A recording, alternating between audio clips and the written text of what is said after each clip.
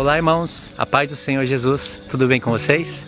Hoje eu queria falar um pouquinho sobre o projeto de Deus para Ele formar profecias para o futuro, para Ele não deixar nenhum profeta de lado.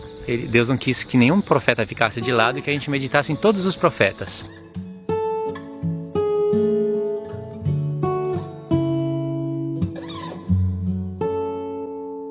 Não sei se você já tem assistido os meus vídeos. Se você não assistiu, com certeza você não vai entender muito bem o que eu estou falando. Mas se você já assiste os meus vídeos, você vai entender. Você sabe que Deus usa os profetas menores, esses profetas de poucos capítulos, tipo como Naum, Abacuque, Sofonias, Ageu, Joel. Esses profetas são usados para revelar coisas acerca do anticristo e do seu reino. Na verdade, são profetas de poucos capítulos. Olha para Obadias, um só capítulo tremendamente revelador. Olha para Malaquias.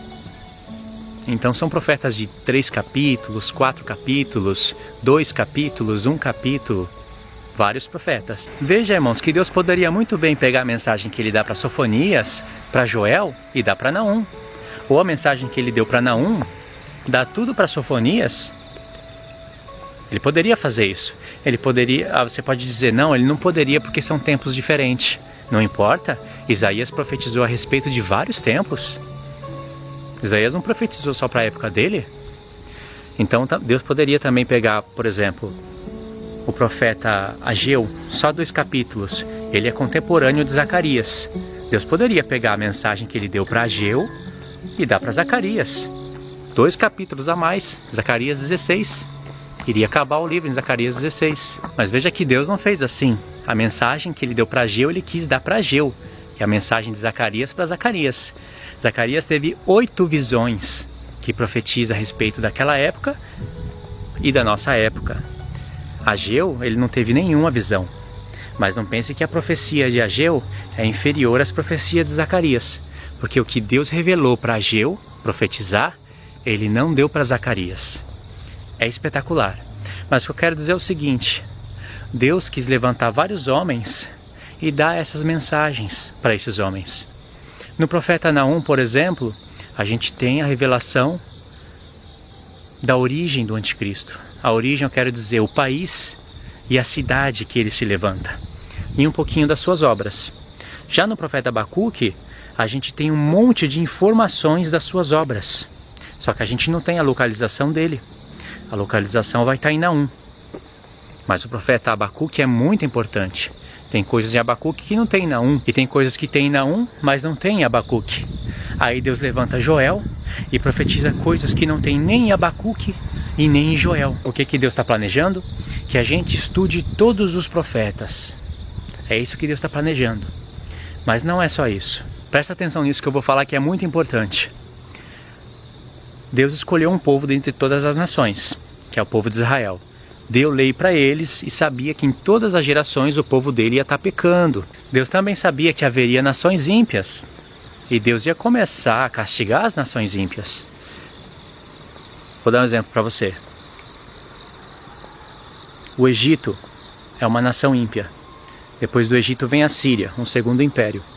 E depois da Síria vem Babilônia. Deus levanta a Síria para castigar o Egito. E Deus levanta depois Nabucodonosor, rei da Babilônia, para castigar a Síria. Só que antes disso Deus colocou todas as nações debaixo dos pés da Síria. E o rei da Síria, o rei Senaqueribe, ele foi um rei que se colocou acima de todos os deuses. Nabucodonosor, embora ele tenha grande poder, ele não se colocou acima de todos os deuses.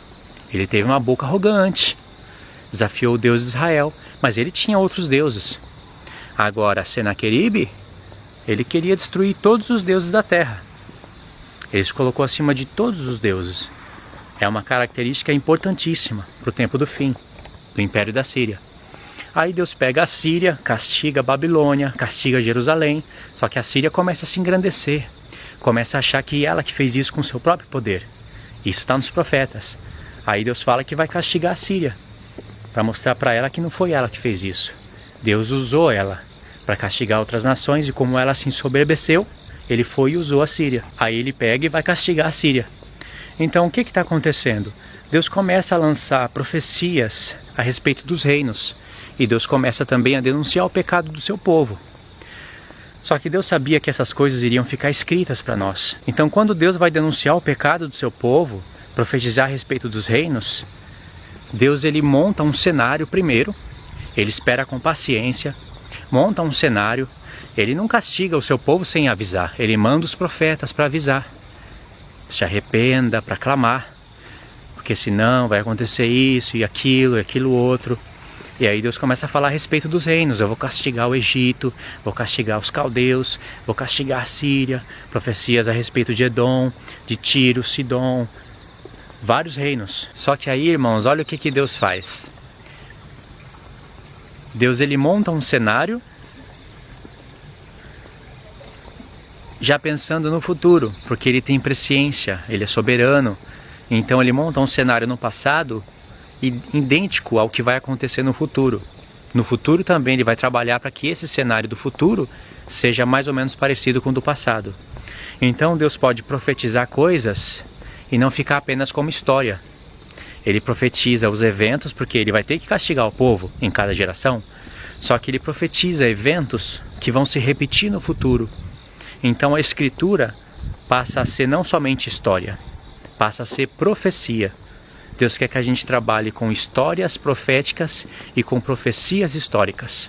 O que é história profética? É algo que ocorreu no passado, que Deus quis que a gente soubesse, e ali ele projetou profecias. Isso são histórias proféticas. E profecias históricas? É a mesma coisa. São profecias que são baseadas em contextos históricos. Então, por exemplo, Isaías 13 é um grande exemplo, quando se fala da Babilônia. Quando Deus vai profetizar a queda da Babilônia, ele já sabia que no futuro, essa Babilônia iria ser o atual Iraque. E que iria se levantar um povo maldito neste lugar. Um povo que iria assolar as nações. E daí iria se levantar o homem do pecado.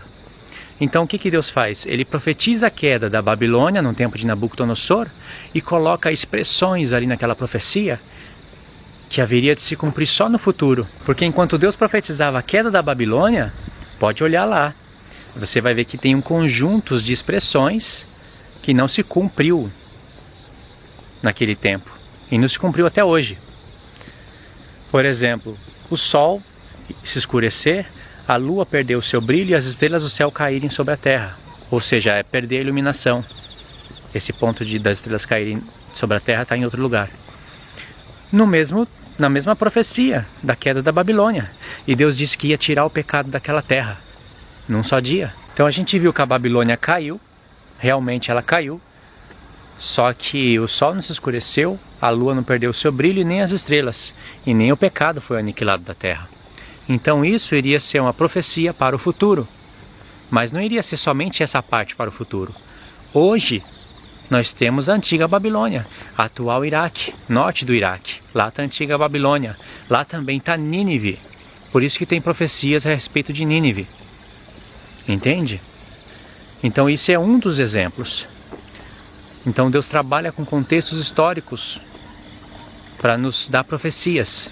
Então o que acontece? Muitas pessoas não entendendo isso, elas acabam pegando das profecias do futuro e fechando elas em contextos históricos. Por exemplo, o Antíoco Epífanes, eles falam que ali já se cumpriu. Alguns, judeus messiânicos. Tem outras pessoas que não são judeus messiânicos, mas dizem que já se cumpriu no passado aquilo.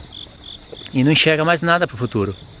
Então eu aprendi o seguinte: se pela palavra de Deus, pelo conhecimento da palavra de Deus, você não converter histórias em profecias, Deus vai permitir que você use da mesma palavra dele e converta profecias em histórias.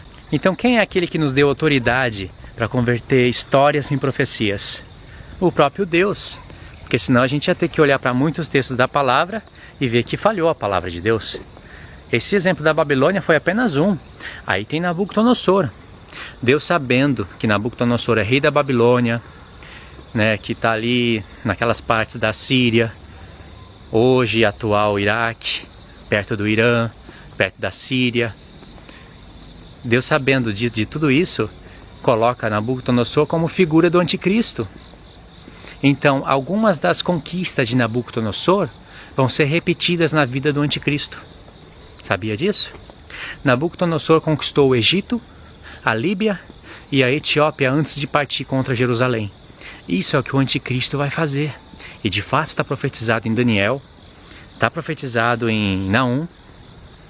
Então esses são 3 reinos que o anticristo conquista, que mostra ele batalhando e conquistando. São 3 chifres que devem cair. Lembra que a besta tem 10 chifres, mas diante de 3 dos primeiros chifres, se levanta um chifre pequeno e derruba 3. Quando diz que arranca os 3 chifres, não é que vão ficar só 7. Quer dizer que vão continuar os 10 chifres, só que 3 vai haver batalha. 3 deles vão se opor contra o anticristo, mas ele vai conquistar a terra, vai dominar eles e subjugar eles. E os que restarem vão estar debaixo do seu poder, e eles vão seguir o anticristo. Deu para entender, irmãos? Eu expliquei mais ou menos, porque está começando a chover agora. Além de estar escuro, está começando a chover. Ok?